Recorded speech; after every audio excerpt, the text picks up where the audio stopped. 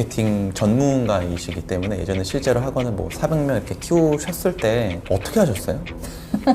어떻게 했냐고요? 네. 이게 네. 처음에는 네. 제가 잘 못했던 부분인데 네. 한번 얻어 터줘야지 가능한 것 같아요. 얻어 터져. 네, 그러니까 쉽게 말하면 되게 코트만 높아가지고 나 이런 교육할 거야, 다 나를 보러 오겠지, 뭐 이랬어요 사실은. 강사 때는 잘 나갔으니까. 네. 그 답은 고객한테 있었거든요. 네. 저는 자꾸 제가 고집하는 것만 하려고 했던 거예요.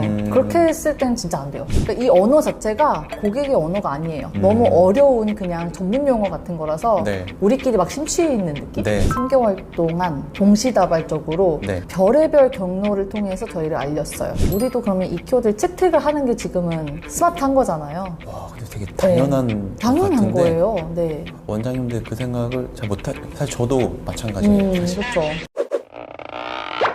마케팅 전문가이시기 때문에 예전에 실제로 학원을 뭐 400명 이렇게 키우셨을 때 어떻게 하셨어요?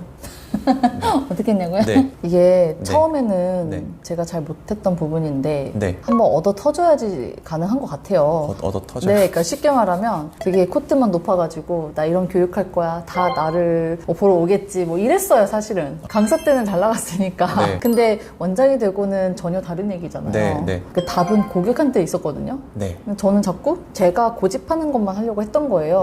그렇게 했을 땐 진짜 안 돼요. 그러니까 학생 모집을 제가 원하는 뭐 언어로 슬로건이라든지 네. 이런 카피라이팅 이거 다 의미가 없는 거예요. 네.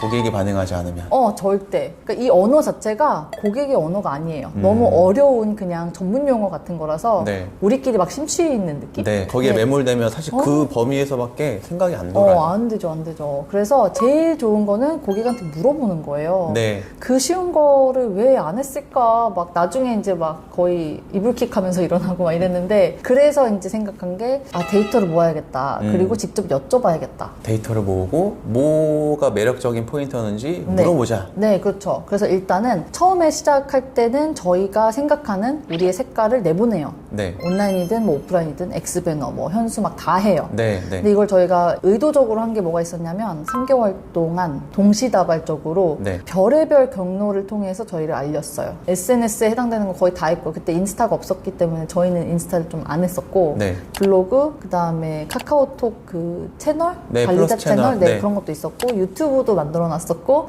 예, 그리고 뭐 홈페이지도 윅스라는 툴 가지고 네, 저희가 네. 직접 만들었었거든요. 직접 계약까지 만드셨구나. 해서. 그것도 만들어 놓고 오프라인으로는 마을버스에 광고도 했어요. 그러니까 돌아다니는데 그 루트가 있으니까. 좌석 앞에. 네. 네. 거기에 막 영어의 여신들 이래가지고 네, 네. 그것도 하고 방송에도 좀 내보내보고. 네. 그다음에 방송이면 지역 신문. 어떤 방송? 왜 SBS 비즈인가 뭐 이런 네, 식으로 네, 네, 네. 약간 뭐 KBS나 뭐 이런 데 네, 주된 저기는 KBS 아니지만 조이 뭐, 네, 네. 그런 데다가 좀 실리면 어떨까 해가지고 별의별 거 정말 해봤거든요. 네. 그 일부러 동시에 다 했어요. 그렇게 한 다음에 중요한 거는 저희를 어쨌든 메시지를 계속 내보냈었으니까 어머님들이 오셨을 때는 어딘가에서 저희를 보고 온 거 아니에요. 네. 그래서 사전 설문 그 시트를 만들었어요. 네. 여기에 어떤 경로로 오셨는지랑 그 다음에 어떤 걸 기대하고 오셨는지 우리 학원의 키워드라고 이제 할 만한 것들을 직접 작성해 주시게끔 했어요. 근데 보통 잘못하면 이게 우리가 옵션을 몇 가지 이렇게 적어놓고 체크하게 하거든요. 네. 근데 그렇게 하면 안 되더라고요. 그러면은- 그거는 유도하는 거예요.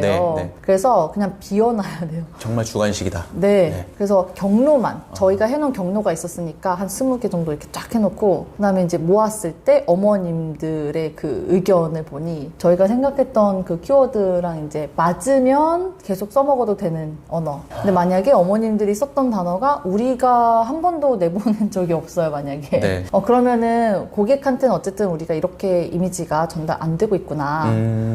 그러면 둘 중에 하나죠. 계속해서 오는 고객들이 이 키워드로 오고 있는데 우리도 그러면 이 키워드를 채택을 하는 게 지금은 스마트한 거잖아요. 와, 근데 되게 당연한 것 당연한 같은데 거예요. 네. 원장님들 그 생각을 잘 못하. 사실 저도 마찬가지예요. 사실. 그렇죠. 근데 그게 정답인 거예요, 항상.